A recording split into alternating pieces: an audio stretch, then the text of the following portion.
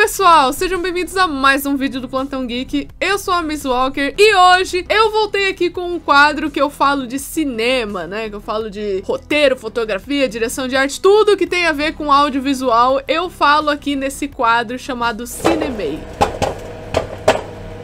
Então, caso seja a primeira vez que você tá aqui no canal, já conheça esse maravilhoso quadro que eu amo muito fazer, chamado Cinemei. E não se esquece também de se inscrever no canal e deixar um like, caso você ainda não deixou o seu like, hein? Tem muita gente que sai do vídeo sem deixar o like, então assim, gente, não esquece do like, não esquece de compartilhar esse vídeo pra todo mundo que você conhece que pode gostar do assunto desse vídeo de hoje, que vai ser sobre fotografia. Sim, gente, teve muita gente que pediu pra eu falar sobre fotografia, direção de fotografia, e acontece que eu tinha feito uma enquete lá no meu Instagram, que de novo vai estar aparecendo aqui novamente o meu Instagram, caso você não tenha seguido ainda. Me segue lá no Insta, porque eu sempre tô conversando com vocês sobre os temas dos próximos vídeos, e lá vocês escolheram como um dos temas do Cinemei o que compõe uma boa fotografia. Eu achei essa pergunta muito boa. Vocês sabem o que precisa para uma fotografia ser legal? O que é fotografia, né? Tem gente que pode nem saber o que é fotografia. Quando você pega o celular assim,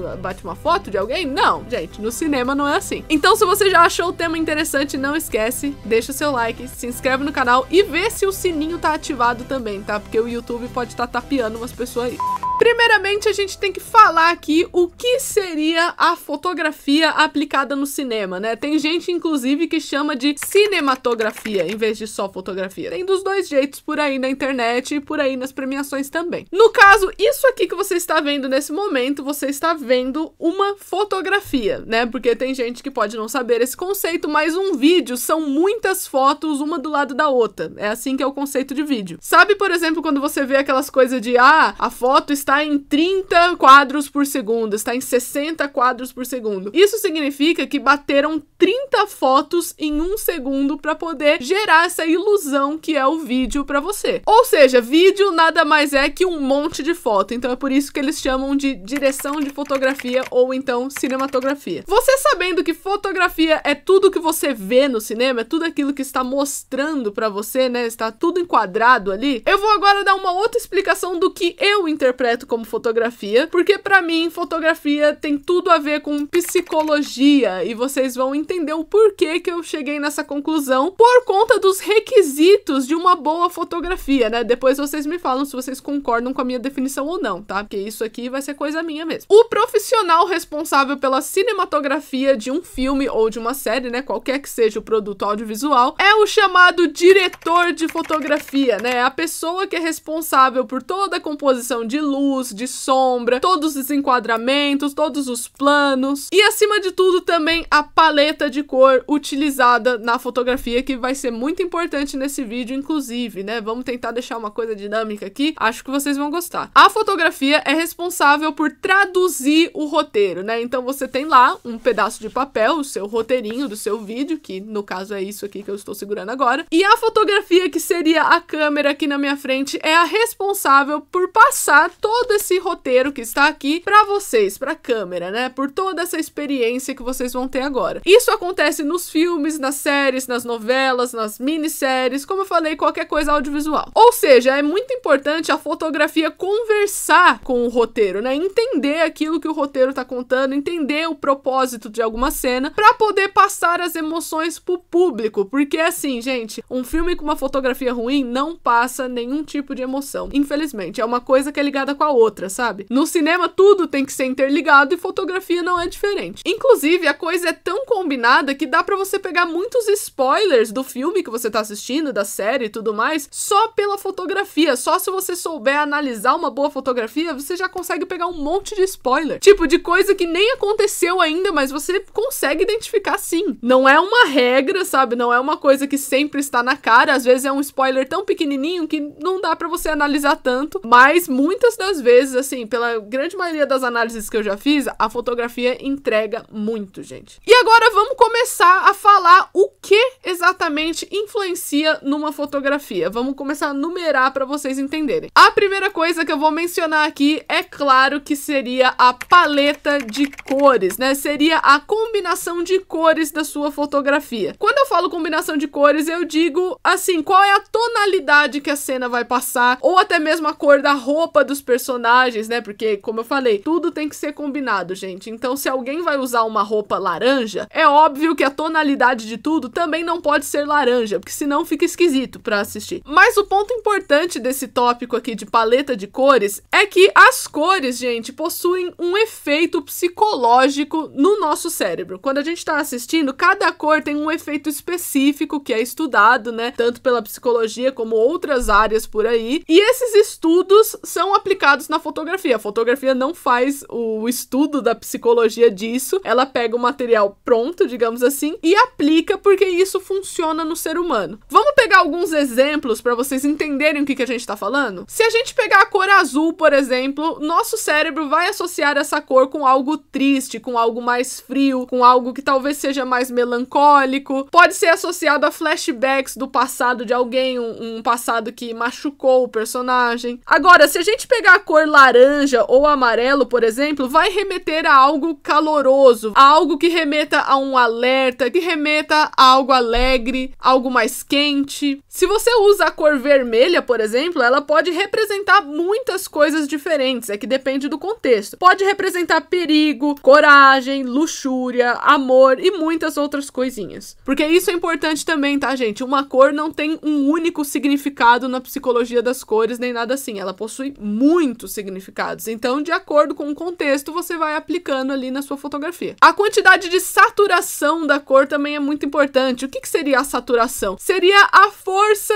que a cor tem, né? Se tá uma coisa extremamente saturada ou menos saturada, né? Mais neutra, com as cores mais lavadas, que é como a gente fala. Quando a cor tá muito saturada, geralmente remete a alguma coisa fantasiosa, né? Algo que não parece bem real, né? Porque nada é tão saturado na vida. Assim, quando se trata de cor. Quando tá menos saturado, significa que você tá tirando um pouco da vida daquela cena, né? Metaforicamente seria isso. Então, geralmente, quando tá menos saturado, você usa mais cinza, você usa cores mais neutras, mais escuras, porque você tirou a saturação, dando uma ideia de abandono, morte, esse tipo de coisa. Outro fator muito importante na hora de compor uma boa fotografia é, com certeza, o uso da luz e da sombra. E tem uma coisa muito legal sobre esse negócio de luz e sombra que muita gente não repara, mas agora você vai reparar e você vai começar a ficar paranoico quando você vê isso em filmes e séries, tá bom? Depois você me fala se funcionou. Porque assim, essa ideia de luz e sombra envolve muito a nossa percepção, obviamente, daquilo que a gente consegue ou não ver. Eu vou te fazer uma pergunta aqui para ajudar nesse nosso raciocínio. Como você se sente quando você tá completamente na escuridão, sabe? Você tá num lugar totalmente escuro, não tem um pingo de luz. Bom, a maioria das pessoas sente um desconforto, né? Sente uma ansiedade, talvez um pouco de medo, aí depende de cada um e cada um, mas grande maioria sente desconforto. O fato de você não estar vendo direito alguma coisa, né? Tá tudo escuro, você não tá vendo nada, sendo que o seu padrão natural é estar enxergando, né? Ou seja, a gente, em teoria, todo mundo deveria enxergar, né? A gente tá excluindo aqui algumas minorias, é claro, só pra vocês entenderem o exemplo, mas, pelo amor de Deus, não interpretem isso de forma errada. Mas a condição natural, digamos assim, é você enxergar, é você ter a visão. No caso, seria o esperado, né? Não seria uma pessoa em condições especiais, mas vocês entenderam o que eu tô querendo dizer aqui. E assim, a partir do momento que você não está enxergando nada, você entra num ambiente desconhecido, você entra num ambiente que você não conhece nada dali, você não tá vendo nada, e isso cria um tipo de alarme no corpo humano, né, que é como se o seu corpo falasse, você está em perigo. É o famoso sentido de alerta, e esse sentido aparece em muitos momentos da nossa vida, até quando a gente tá enxergando, tá bom? Qualquer coisa que você confronta que é desconhecido, você vai ter aquele gelinho da barriga, sabe? Você vai ter um pouco daquela ansiedade. Por quê? Porque é o sentido alerta do seu corpo, que tá funcionando junto com o seu psicológico. E é por isso que grande parte das cenas de suspense, por exemplo, né, seja em filme de terror ou até mesmo num drama, qualquer tipo de cena suspense, o diretor de fotografia tende a adicionar mais sombra do que luz, sabe? Pra você ter essa percepção de, olha, eu não estou vendo vendo essa cena por inteiro. Eu não estou entendendo por inteiro as intenções desse personagem, pra onde ele tá indo, onde ele tá pisando. E isso acaba criando uma sensação de angústia, né? Uma sensação de desconforto, como eu falei. Porque quanto mais sombra, mais você tem essa percepção de que alguma coisa vai dar errado. Por quê? Porque você não tá vendo. Você não tá vendo direito. É completamente psicológico, gente. Inclusive, tem algumas coisas muito legais que dá pra tirar disso, né? Os famosos spoilers da série ou do filme que você tá assistindo. Como, por exemplo, quando você tem um personagem que tem sombra em uma parte do rosto. Isso geralmente significa que aquele personagem não está mostrando suas reais intenções. Ou então até mesmo que ele desconhece o próprio potencial. Parte dele tá obscura, não está visível. Então tem algumas coisas ali que você pode não saber sobre ele. Pode remeter também ao fato que esse personagem pode estar se questionando sobre a própria capacidade de alguma coisa. Geralmente tem muita fotografia que traz isso de forma bem artística, né? Faz todo um contraste, uma silhueta de alguém, porque essa pessoa tá num momento de reflexão muito grande e tá se questionando tudo aquilo que ela é capaz de fazer e o que ela não é capaz, o que ela sabe que pode fazer e o que ela não sabe. Isso tudo cria essa percepção na gente de que não estamos vendo a foto por completo, não estamos vendo todas as intenções e todas as nuances daquilo. Tem várias maneiras de você aplicar luz e sombra, só que essa é a mais simples de eu explicar aqui pra vocês. Não é regra, tá, gente? Não é uma coisa que, nossa, aconteceu isso, é fato. Só que assim, 90% das vezes sim. Mas sempre temos pessoas inovadoras aí no cinema, né, que tendem a mudar um pouco a percepção das coisas e fazer a gente aprender cada vez mais. É por isso que todo mundo que estuda audiovisual nunca pode parar de estudar, pra justamente a gente perceber as coisas melhor. A terceira coisa que influencia muito na fotografia são os objetos de cena e como o uso desses objetos conversa com o roteiro e com a fotografia. E eu tô falando disso pra especificar um objeto, né, que é muito utilizado aí no filme, na série. Eu já vi, eu acho que um monte de coisa que envolve isso, que é aquele momento na cena do que você tá assistindo ali que mostra o personagem de frente pra um espelho. O espelho é um objeto de cena muito importante pra fotografia porque ele diz muito sobre o personagem e a fotografia mostrando esse espelho, mostrando essa conexão, né, entre personagem e espelho, diz muito sobre isso também. Porque o espelho, como ele tem essa ideia de reflexo, né, ele mostra duas versões da mesma pessoa, metaforicamente falando. Tem o reflexo e tem a pessoa. Isso, psicologicamente, cria a imagem de dualidade. Duas versões de si mesmo. Pode ser assim, né? A gente pode interpretar dessa forma. O reflexo não é você de verdade. É uma versão de si que você pode ou não conhecer. Ou seja, gente, o uso de espelhos, geralmente na fotografia, é ligado àquele personagem duvidar de si mesmo, sabe?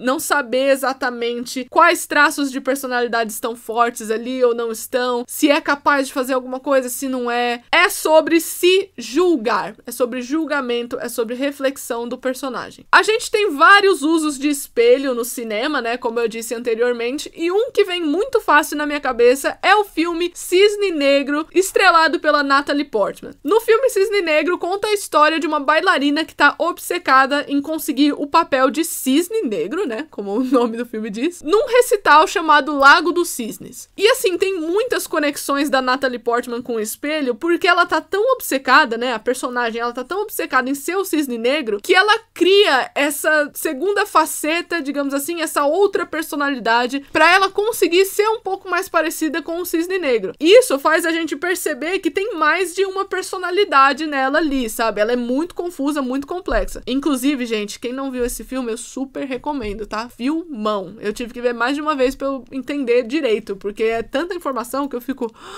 Gente, fotografia impecável. Esse filme tem espelhos o tempo todo, porque constantemente ela tá julgando a si mesma. Será que eu sou capaz de conseguir o papel do cisne? Será que eu preciso rodar mais pra conseguir um movimento perfeito? Será que não é melhor eu ser a cisne branco, mas eu quero ser a cisne negro? E agora? Como é que eu faço? Ou então quando ela fica naquele ponto obcecada, que ela fica se encarando no espelho e ela não sabe o que ela acha disso mesmo. É bom eu estar obcecada assim? Será que isso me ajuda a conseguir o meu objetivo ou isso me atrapalha? Que questionamentos, julgamentos. É esse o papel do espelho. Agora, dando um exemplo numa série que o povo aqui do meu canal gosta, né? Stranger Things. O pessoal que segue o Plantão Geek gosta que eu fale de Stranger Things, então eu vou dar um exemplo de espelho na série também. Na terceira temporada, a gente tem uma cena da Karen Wheeler se arrumando no espelho antes dela decidir sair pra trair o marido dela. Só que assim, no final das contas, ela não sai. Porém, a cena foca bastante nessa questão do espelho e ela se vendo nesse espelho enquanto ela se arruma. Pode parecer uma coisa banal assim, né? Tipo, ah não, ela tá se olhando no espelho porque ela tá se arrumando. Só que é claro, gente, no cinema as coisas não funcionam dessa forma. Se você colocou um espelho ali e, acima de tudo, você fez a fotografia focar naquele espelho, significa que a Karen vai estar se questionando naquele momento se ela tá fazendo ou não a coisa certa. Você tem duas opções, Karen. Lembra que eu falei? Dualidade, sempre duas coisas? Então, você tem duas opções, Karen. Ou você sai e trai o seu marido, ou você fica em casa e fica longe de confusão, fica longe de drama desnecessário. Ela escolhe a segunda opção. A Eleven, Will e Nancy também têm cenas muito interessantes no espelho, cada um com o seu significado. A Eleven fica se questionando internamente se ela consegue ou não fazer o que tá sendo pedido por ela, né, que é achar a Barbie, achar o Will lá na primeira temporada. O Will também tem uma cena lá na primeira temporada que ele fica se questionando se ele deve ou não contar o que tá acontecendo com ele naquele momento, que ele tá vomitando larva. E a Nancy tem uma cena super interessante no espelho também, na segunda temporada, quando ela tá chorando de frente pro espelho, enquanto a foto da Barbie tá ali no cantinho, sendo refletida também. Isso é incrível duplamente, gente. Assim, literalmente é duas vezes mais incrível, porque pela parte da Nancy, ela fica naquela dualidade de, olha, eu tô aqui jantando com a família da minha amiga e eu não posso falar nada. Será que eu fiz o suficiente pra proteger a minha amiga? É por isso que ela tá chorando, gente. E a foto, né, mostrando esse reflexo, mostra duas versões da Barbie, que foi realmente o que a gente viu, né? A gente viu uma Barbie amiga da Nancy e, infelizmente, vimos uma Barbie no mundo invertido também, na outra dimensão. Inclusive, mais um fato curioso, são duas dimensões, né? A dualidade aí de novo. E a última coisa que eu tenho pra comentar aqui sobre o que compõe uma boa fotografia seria, é claro, o enquadramento e toda essa percepção psicológica que o enquadramento traz. Ah, Miss Walker, o que seria um enquadramento? Eu não faço a menor ideia. Enquadramento é a maneira que a câmera está filmando. Ela pode estar filmando de cima para baixo, de baixo para cima, diagonal, de ponta cabeça, sabe? Isso é o enquadramento. É tudo que está sendo mostrado no quadro. É por isso que a gente chama assim, enquadramento. Porque, acreditem ou não, a maneira que a câmera está posicionada influencia, sim, psicologicamente em você. Você interpreta coisas diferentes de acordo com a posição da câmera e mal percebe isso. Mas antes de mais nada, a gente tem que saber o que é primeiro, segundo e terceiro plano. Bom, é muito simples, gente. O primeiro plano é tudo aquilo que está focado, ou seja, eu, nesse enquadramento aqui, sou o primeiro plano. O segundo plano é tudo aquilo que está levemente desfocado, mas que vocês conseguem ver. No caso, os meus pôsteres aqui, né? Os meus quadrinhos, a plaquinha. Isso aqui é o meu segundo plano. E por fim, o meu terceiro plano seria o ambiente que eu estou, né? Se eu tivesse muito mais afastada, vocês não iam conseguir ver mais nada, né? Vocês iam... Imagina que essa parede tá muito pra trás. Vocês não iam conseguir ver mais nada. Então é só o ambiente que eu tô no momento que compõe o terceiro plano.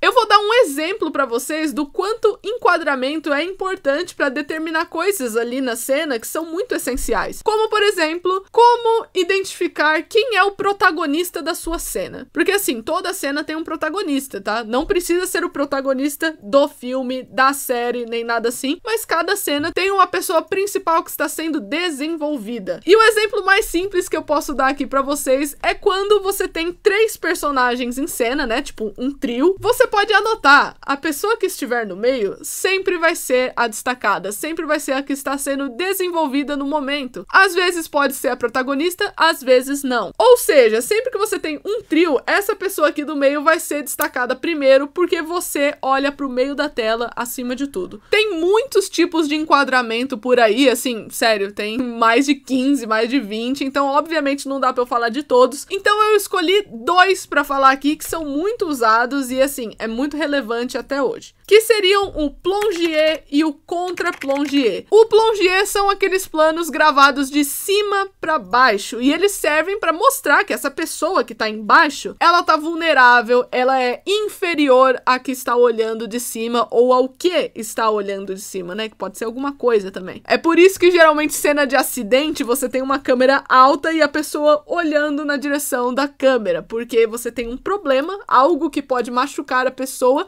que está vulnerável aqui embaixo. E é claro que o contra-plongier é exatamente o oposto disso, é gravado de baixo para cima e serve para mostrar que alguém tem autoridade, que alguém é poderoso ali naquela cena. Uma cena que eu amo esse tipo de enquadramento, que eu assisti aí faz alguns anos, mas ainda tá na minha memória, eu até usei num trabalho da faculdade, é uma cena de The Handmaid's Tale, que é uma série muito boa da Hulu, que no momento da cena, a protagonista, ela acha que ela vai ser morta. Então, assim, ela tá numa cena que ela tem certeza que ela vai morrer. E Handmaid's Tale trabalha muito com uma ideia de religião, né? Deus e várias pautas religiosas são trabalhadas ali, da religião católica, é claro, são trabalhadas em The Handmaid's Tale muito fortemente. Então, no momento da morte da personagem, né? Que obviamente ela não morre, né? Ela não morre nessa cena, ela tá lá, é bem assim uma cena só pra fazer suspense. Ela tá com uma corda no pescoço e a câmera está de cima pra baixo e ela encara assim a câmera com lágrima nos olhos, toda aquela coisa bem dramática. Só que esse enquadramento passa a ideia de que Deus tá observando ela nesse momento, sabe? Tem uma entidade superior, que seria a câmera, que também seria Deus, né, nesse conceito. E tem a personagem aqui embaixo, né? Ou seja, ela tá vulnerável, ela tá achando que ela vai morrer, ela tá frágil naquele momento. E esse enquadramento ficou muito lindo, é usado com várias das outras personagens ali e ficou na minha cabeça até hoje por conta disso. Enfim, gente, tem muitas coisas que podem definir uma boa fotografia, tem muitos exemplos por aí, então fiquem de olho lá no meu Instagram que eu vou colocar alguns deles num post que eu vou estar fazendo hoje. E respondendo a pergunta do início do vídeo, as coisas que compõem uma boa fotografia seria aquela fotografia que consegue fazer uma combinação muito boa de paleta de cor, luz e sombra, objetos de cena e enquadramentos. Qualquer diretor de fotografia que trabalha muito bem com esses 4 itens, já vai conseguir uma fotografia muito boa. Então é isso, eu espero que vocês tenham gostado do vídeo de hoje. Não se esquece de se inscrever no canal e deixar um like, porque isso me ajuda muito. Compartilhe esse vídeo para todo mundo que você conhece que gostaria de saber um pouco mais sobre fotografia e que também gosta desse quadro aqui do Cinemei. E eu vejo vocês no próximo vídeo. Tchau!